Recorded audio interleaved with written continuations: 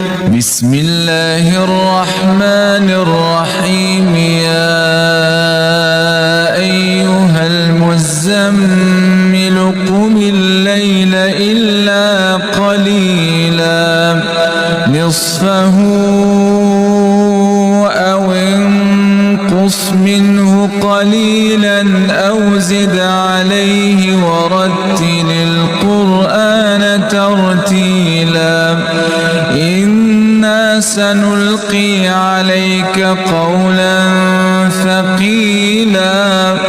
إن ناشئة الليل هي أشد وطئا وأقوم قيلا. إن لك في النهار سبحا طويلا. واذكر اسم ربك وتبتل إليه تبتيلا. رب المشرق والمغرب لا إله إلا هو فاتخذه وكيلا. واصبر على ما يقول